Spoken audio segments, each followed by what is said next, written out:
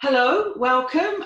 Thank you for coming to watch. I'm Helen, Authentic Discovery, and these are your Speak Your Truth conversations. And today I'm with the lovely Debbie. Thank you, Debbie, for joining me. Would you like to introduce yourself to the people that are watching? Hi, Helen. Thank you so much for having me. I know these are exciting conversations. Introduce yourself. Well, as you can see, I'm a woman. I'm a curious person. That's why I'm actually thrilled to be here today to share with you some of my thoughts about curiosity. And I'm a learner. I'm growing, despite the fact that I am way past half a century old. And yeah, so yeah, that's the key thing about me. I love animals. I love people. I love music. I have a reputation for being someone who likes to have their ducks in a row. So that means I'm organized. I know this to be true. Would you like to tell me, because what came for me, what got come out of there for me is your curiosity. Tell me about your curiosity, where that originated, where it's led you. So yeah, talk to me about your curiosity. Oh, I love curiosity because, I think that was the first thing I ever remembered, the first little rhyme as a kid. You've heard it, curiosity killed the cat. And I was the first one to say, but satisfaction brought it back. Oh, right. And yeah, so I think when we talk, there's so much to know and find out. People, you've heard the saying, probably the next shiny thing. People are following the next shiny thing. I want to know what that next shiny thing is. I want to know what's driving it, where it comes from, why it's a shiny thing. I'm just extremely curious. I can be curious about anything. Give me a book on science, and I have no idea about science. I'm not a scientist, not at all. But I can be curious enough to go and read what is the contents about it and what are they trying to say, and then I can go and find somebody that I can share that idea with until I get bored. I can get bored again quite easily, but the initial curiosity, is there something in there that would be nice to know, fun to know? I don't know, could this be something that shares a secret about something else that I've been wondering about? I just like to think. I think I like to think. You like to connect things. Yeah. In an over. Yeah. And where has your curiosity led you? And initially to marketing. I think it led me into market research. I was fascinated about what drives people's decision making, what drives markets, what drives financially successful companies, what drives leadership. What makes a good leader from one that isn't so good? Why are some companies successful and others aren't? That's one of the things, I guess you could say, that was one of the things in curiosity led me to horseback riding. I was curious about my husband at the time, and I had to either learn how to ride horse or find a different boyfriend back then. So I decided I would learn how to ride horses. Okay, so it's led you in lots of different directions. Which led, oh yeah, totally. Curiosity leads me all over the place. Sometimes, like I say, curiosity killed the cat, but satisfaction brought it back. Okay, what was it? Oh gosh, I was going to ask you something then, and it's kind of it's gone. Oh well, that's one of those times. We may come back round to it. It was to do with what something that you'd said. That was it. What have you learned about yourself? I mean, you know that you're curious, so you know that about yourself. What has your curiosity taught you about yourself?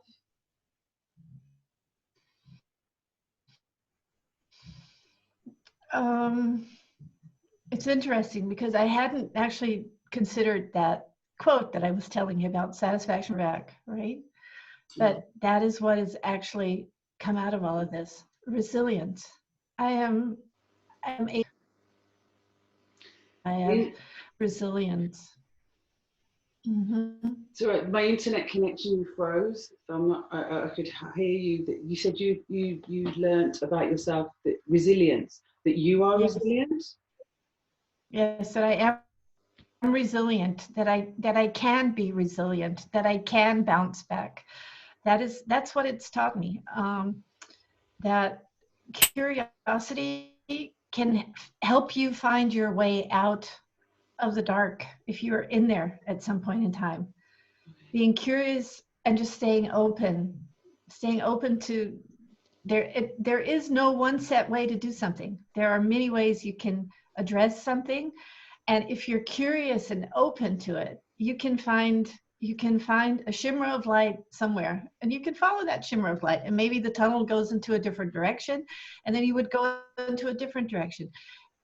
I think it's stagnation and stubbornness about this is the only way to go. Yeah. That's going to break. That causes you to break. But if you bend, if you're curious about where are other options, just staying curious and open. I think that is what I found out about myself. So to reply, I think resilience. I discovered I am resilient through curiosity, through searching to find different solutions. When you were talking and you said that you can find your way back out, what the connection that I made with that was about being resilient, but that perhaps I suppose this ties into, you know, when you are looking for something, you tend to find it. So obviously, I'm looking. I realise that I'm looking for that connection to self, connection to that inner self. And when you said about finding the way back out, and you know that bringing you back, for me, it linked into that. Now, that's probably because that's what I'm thinking. It comes from here. Would that be a correct link to make? Do you think in what you're saying? Was I clear there? To the heart, you think? Well, Do you mean directly linked to the heart? no, to the self, to the inner, to the inner self, to that spark, to who you are. It helps you to find your way back to yourself, but you go in by, you know, that again. I seem to do this. That in out, that eternity, that oneness of self, all of your curiosity to find out. Because I mean, wow, there's so much, isn't there? And even within humanity, like even within ourselves, there's so much as individuals. But that link, that to be curious about that, to relate it back to the self, to relate it back to others, to bring it, and it's like a continuous quest for, like, you've learned that you're resilient, which means that gives you and I happen to know that this is a subject that you also, but that knowing that you're resilient is also gives you confidence, I would imagine. There's a confidence that wherever you go, you will, that satisfaction will bring you back, that resilience will bring you back to that sense of self, to that foundation of self that that you can then share, and then you can, you know. So I'm kind of, it's a weaving thing, but it everywhere comes back to knowing yourself with what you've said, with all of the knowledge that you can gain. So yeah, that's the link that I have made with it. I'm sure that people watching will make lots of other links, and you probably perceive it differently, and that's the beauty of us humans, I suppose. But that's the link that I have kind of got from it, that you've come back to you, and perhaps there's a confidence that has come with that, because with resilience and that knowledge that you are resilient, you are confident in wherever your curiosity leads you. So good word that you bring up, confident. I think that's confident, because resilience comes from the confidence that you can find a creative solution. You're confident in your ability to find a creative solution. And you get that by making your mistakes and knowing which ones didn't work, which approaches didn't work. But understanding that you do have the creative ability within yourself to find a different solution. This one didn't work, so we'll try something different. And this one didn't work, so we'll try something different again. Yeah. And the resilience comes from being confident you will find it. You will find a solution. And it may not be perfect. It may just be a Band-Aid, but it's going to get you one step farther. And appreciating that you're one step farther. Do you think that's something that's widely known, like amongst the masses of us, of humanity? Do you think that people actually know that they do have that creative solution within them? Do you think it's something that is promoted through our societies, through our education? Do people know that? I mean, I'm sitting here and I have this idea that because I know, everybody knows. Because you know, everybody knows. Do you know what I mean? So, but do you think that everybody knows that? Interesting question. I think it's a problem we've had as humanity. We don't know what we don't know, you know? You know what I mean? We just don't know what we don't know. And we don't know that we know that. That's what it is. We don't know that we know that. That's a blind spot for us. And we are always seeming to be searching for that perfect partner or that super job, or going from my sports, my horses and stuff, that perfect horse. And what we're doing is we're actually judging. We're judging things. We're judging people to be perfect. We're judging ourselves to be perfect. We're judging an animal that it has to be perfect. We're constantly judging. And if we're just curious about what is it that the curiosity and let me put this into a different perspective, looking at it from a horse point of view. You have the desire to ride a dressage horse, because that's what I do, dressage riding. You have a desire to ride a dressage horse and you want to make good scores on tests and things like that. So you're going to look for a horse that has a lot of impressive movement. And you buy a young horse and you think, oh, this has got it. And then you ride it so badly that every talent it may have brought to the table for you, you actually don't ride it good enough to have that. And so you can start judging. You can judge the trainer you had. You can judge the horse that you had. You can judge yourself for not doing the best that you could have done. You can judge the material. Oh, wrong saddle, wrong farrier, wrong whatever. But what you're not doing is you're not looking at a creative solution.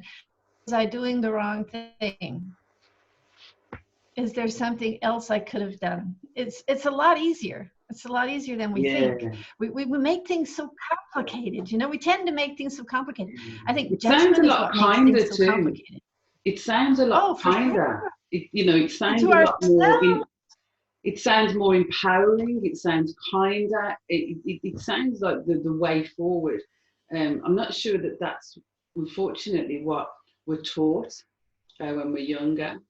I'm not sure that that's the way that the education system guides people. Let's find creative solutions. Let's look at it in it rather than, it's one of the things that I'm kind of a little mini frustration that I have is we actually know most of the problems that we face. But rather than working together to find the solutions, we just keep going over the problems and highlighting the problems. And I'm aware that you need to know what needs to be addressed in order to find a creative solution for it. But I think it's an age thing as well, maybe, because the young become so passionate about, like, I've just found out that this is not right. I've just found out that that's not right. And then it's like, everyone needs to know that this is not right. So then, how, perhaps it's a human generational thing that it's maybe part of the growth process of humanity. And there is, they say at the moment, that shifting consciousness and aligning planets and all sorts of things. I like that. I like that. I really like that idea of looking for the solutions as opposed to I was just thinking while you were speaking, the shift in humanity and how the different generations have a different way of addressing things. It's natural, right? My parents were my parents were in the Second World War, better said, they were children in the Second World War, but they were raised by parents that were that were that were victims, Experienced I have it to say, fully. of the Second. Yes, exactly. And they had the mentality of lack. So we don't have enough to eat, so we have to save. We don't have enough of this, we have to do this. We have to do this. And of course that's what they taught us. And my generation, when I was starting to go to work and starting to create my own life, it was like I had to work, work, work, work, because that's what my parents were telling me. You had to work, Yeah. work, work. And I thought you had to work, work, work. Yeah. And we were working so hard. I don't have children, but I know many of my friends, and a lot of, almost everybody has children, and their children were like, my parents are never at home because my parents are always working, that they can buy me a new bicycle and buy me the latest designer clothes or whatever it is.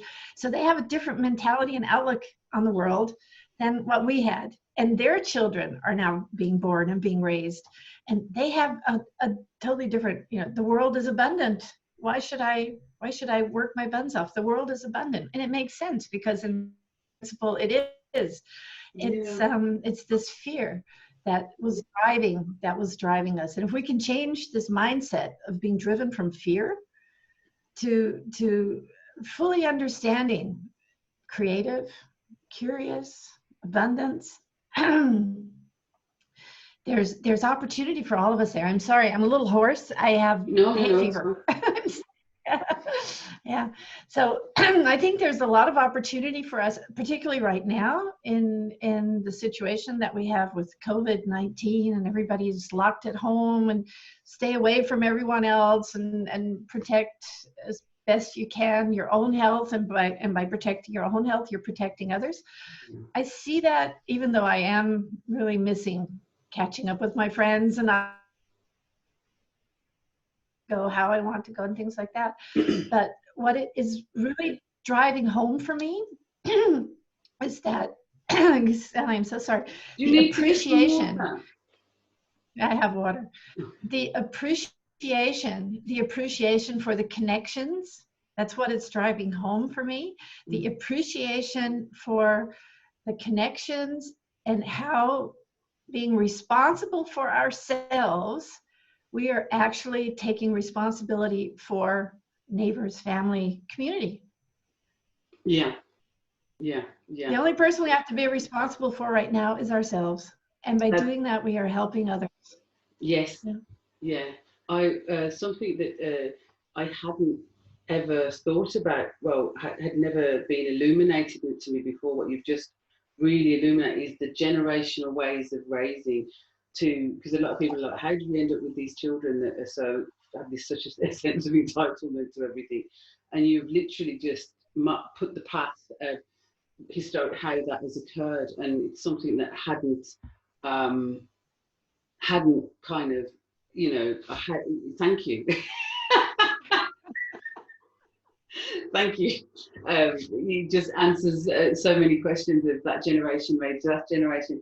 And that has been obviously since time began, that each generation has raised from their experience, their lived experience. And now we have, and I have heard this current time equated to how people lived in the war. So it's going to be interesting to see how a generation that has kind of has that, everything's abundant, it's all there, I've only got to ask for it and it will just appear in my lap, to now having to like, well, oh my gosh, no it's not, we've got to go and fight for toilet roll, we've got to go and, and the basics, and that reconnection to what is, I said, there's a lot of talk going around about what's really important, and I think we need to be careful that we don't tell people what's important because what's important for me is the connection, is the things that you've spoken about, and you know, but I'm like yourself, raised by people, you know, to go out. You grow, you go to work, and you work. You keep working, and that's what you do. And I raised my children to get an education because I thought education would be the way forward. And now I'm kind of like, well, actually, you know, it's not the same kind of education that I believe they would be getting. They're now indoctrinated as opposed to educated. You know, that, like, again, when you said about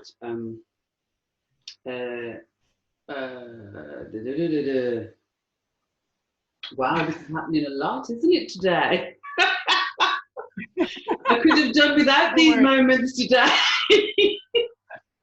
I have the connections in here, but they're just not manifesting to come. They're not. There's a break in the circuit somewhere, and they're not firing properly at all. And I have had my coffee. I have had my morning dance.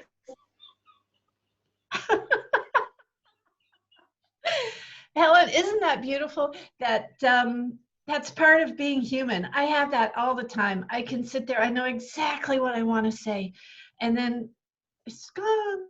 It's just kind of it just flies away like the butterflies. I think that, I mean, I have a great excuse. I mean, I can use it as a great excuse because there is that, you know, I am a woman in that time of life. And that's something else that's a whole different kettle of fish, that my hormones are changing, my physiology, everything within my physical is changing, my skin, just the whole shebang. And I can say, oh, it's down to that. Now, whether it actually is or not, or whether it's just down to the fact that I'm becoming lazy in my thought and retention or whatever, but I do find it interesting that I can, rather than taking ownership of it, I can blame something. Which is fascinating. But it is, you know, I have to acknowledge that those links are no longer firing in the way that they used to and connecting in the way that they used to, for whatever reason. But that is me, and I have to own it because it has flitted away with the butterfly. You know, I think it's commendable that you say own it, because it's true. We're responsible for everything. But you know, let's be easy on ourselves. We can use humor as well. Absolutely. You know, I like to laugh, Debbie. When I can laugh at my own misfortune. Humor makes the medicine go easier. Say that again, sorry. I said humor makes the medicine. Humor lets the medicine go down a bit easier. Yeah, it is. It is. Laughter is good for the soul, and I think that's one of the things that recently I've actually been actively, if I've decided, and it is a choice obviously, to sit down and do a Netflix binge, I'm going straight to the comedy. I want to laugh. And I love that I am empowered enough in myself and confident and comfortable enough in myself to go, I want to laugh, and that's what I'm looking for. No, I don't want to learn about that. No, I don't want to do that. No, I want to laugh. And I think we can as well, as a species, sort of deny what we want, thinking that we should want more, we should want something different. You know, I do a weekly mindfulness and meditation online, and last night was about feeling good. It's okay to feel good. It's okay to feel whatever you are feeling, and it's okay that you know, and if you are in a space, I kind of guided it down. If you are in a space and you don't like how you're feeling and you want to change it, if you're not able to stay with how you are, I think it's because I do think there's an incredible importance and power in allowing yourself to be exactly where you are in any given moment and to feel it and to honor it. But if it's something that you're like, no, how can you change that? How can you create a new feeling, a new sensation within your body that then creates that within your mind? Because I think you know that I think this is an amazing thing, and the fact that my things aren't sparking. So I connected all of that though. Yay! Stay curious. I do love being curious about myself, and I think that curiosity of myself definitely led me to be curious about the other inhabitants on the planet and the planet itself, and that's what that curiosity. And I suppose I'm wondering now, as I've just said that, do you think that your curiosity could have, you had this curious thing, think it could have stemmed from trying to understand yourself? Just a question as opposed to something that's concreted. Do you think that that's possibly? If it helped me to understand myself? No. Do you think that could have been being curious? You're a curious person. Do you think that there's a possibility that your curiosity sparked from wanting to know yourself more? That's all. Did it kind of play into that? Was it like, I'm like this, I wonder why I'm like this, what else is like that? And it takes you out into the world to find, I think you may have said it actually, to find similarities, to find how does that work, and how do I bring that back to improve? I don't, so yeah.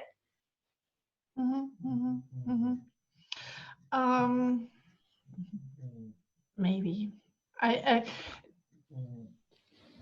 What I recall is an incredible anger when I was like 4 or 5 years old. And I was learning to read. I wanted to learn how to read. I don't know why I wanted to learn how to read. I just wanted to learn how to read. And I wanted to learn how to read. And I was incredibly angry that I now had to read everything because I knew how to read. I could not just look at something and not read. So it was, if there was a sign on a shop and it said Smith's grocery store, I read Smith's grocery store. And I remember I was incredibly angry, told my mother, I said, can I turn this off? I want to turn it off. I don't want to always have to read. I was stomping my feet angry. And it's a story that I remembered. I even until now, 55 years later, I can remember that. And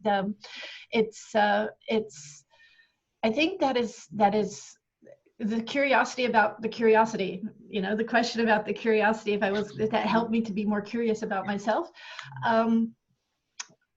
I think that is what it was, is that triggered it.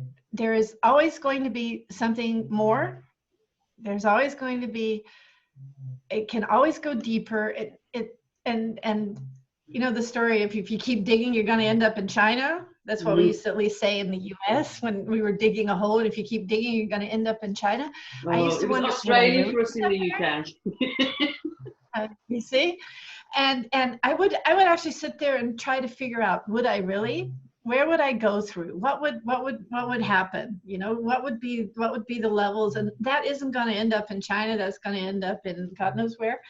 And those were things where I would really sit and ponder and think and think.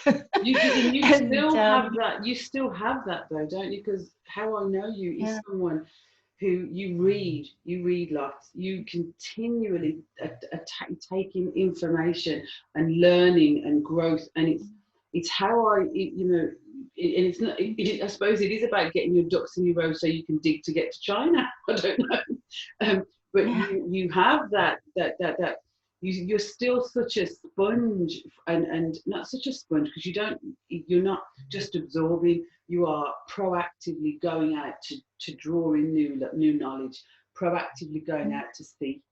That's how I would know you, and to question, to like, everything you've said is it just all is how I know you, and it's exhausting on some levels, and I can see around me. Sorry. To be around me. No. No, but I can see your 4-year-old self now, actually. Like, it's almost as if, I've got this vision of you at 4 going, I can see my life and I'm just going to keep reading. And I'm not sure I really want to be doing that. It's almost like a pathetic, like, but what I see is the total embodiment and acceptance and embracing of, okay, that's what the situation is. let's get in and do it. And you've really gone for it. And you've just embraced it and kind of gone, yes, I'm going to be curious. Okay, if I'm going to read, I'm going to be curious, and I'm just going to get out there and like, let's have a look. What's out there? Let's have a look at. What's the most? Is there a? Is there a moment that springs to mind that changed you forever? I mean, the 4-year-old self, I think, might have been one of those moments.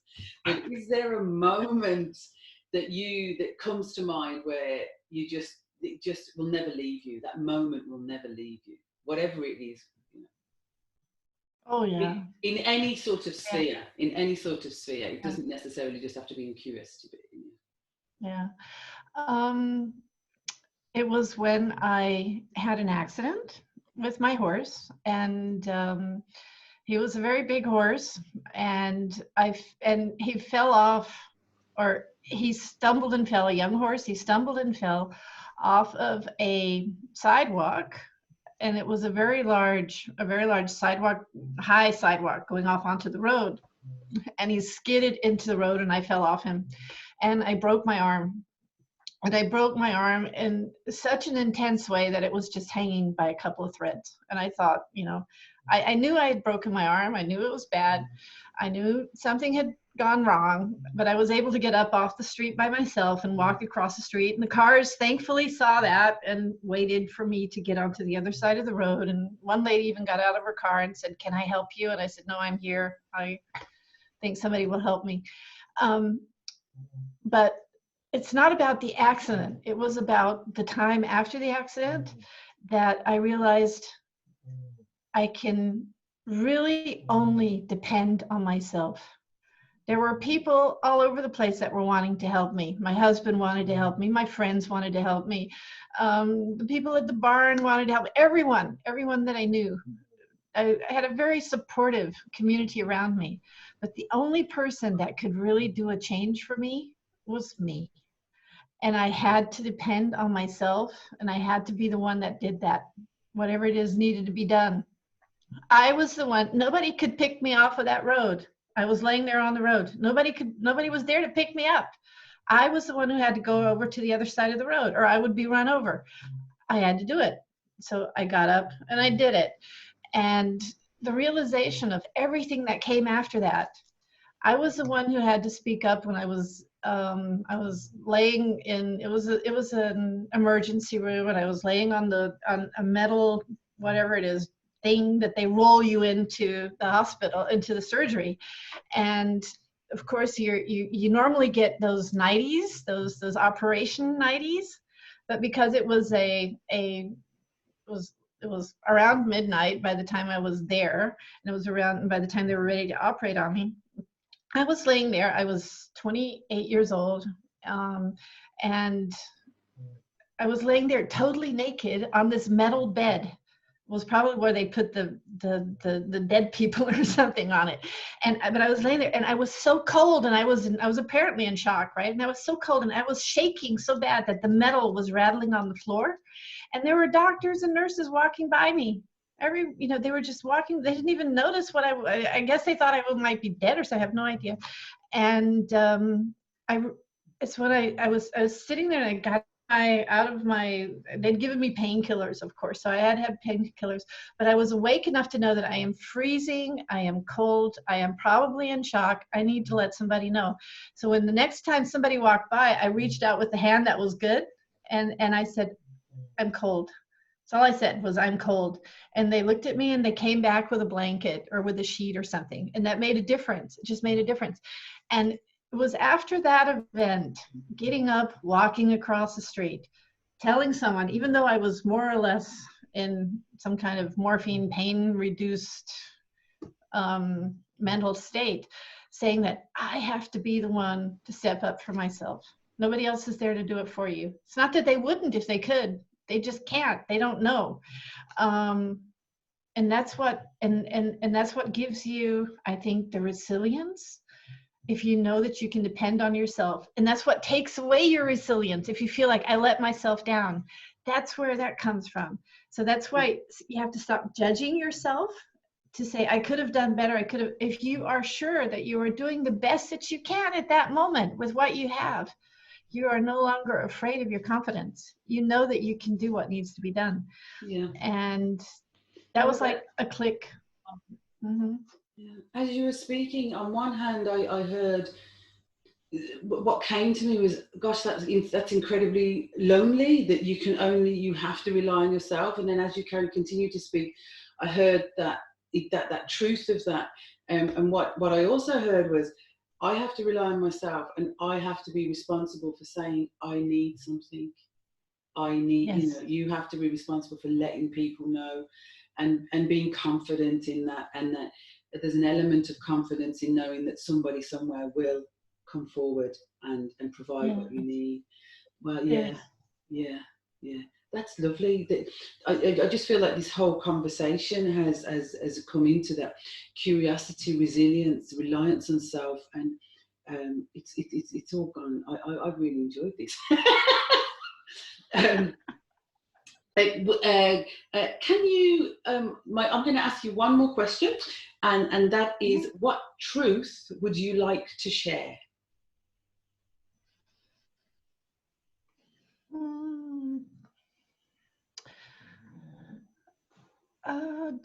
I guess, taking it from all of the points we've been talking about, creativity, curiosity, resilience, I think it would be, find out what your strengths are and focus on your strengths. Okay. I think that's what it is. It's become aware of your strengths and use those. Don't try to fix your weaknesses. That's something that I say as a team leader. That's something that I tell my team as well. Focus on your strengths. Somebody else does not have the same strength you have. There's always going to be a way to fix, and I'm only using this in quotes, fix the weaknesses through your strengths. So you may not be the best writer, but you may be the best talker. Talk. Yeah. You may not be the best housekeeper, but you're the best business person. Do your thing for your business and get someone to do your housekeeping. Yeah. That focus on the strengths, because they will equal out whatever it is you feel like you are lacking. That will serve you better than trying to fix, I have to fix my house, and I have to fix my business, and I have to do this, and I have to do that. No. Yeah. Thank you, Debbie. I've just had such lovely kind of illuminations throughout our conversation, and the connection of the whole conversation for me has been fabulous. As always, though, I love talking to you and getting you to illuminate me as well. So I really appreciate that. If you'd just like to hold on, I'm just going to say thank you to everybody for watching. I hope. Oh, sorry. Is there anything that is happening that you want to let the world know about over the next, what are your plans for the next 3 to 6, 12 months? I know that we're in an unusual situation, but is there anything happening that you would like people to know about, and where can people find you if they want to connect with you or work with you in any way?